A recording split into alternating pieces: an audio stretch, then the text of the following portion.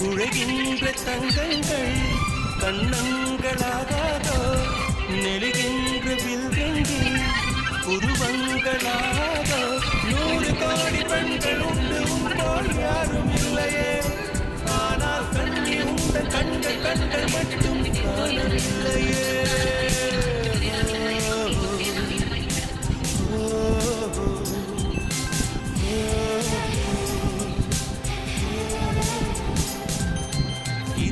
கோடி நிலவுகள் கூடி பெண்மையானதோ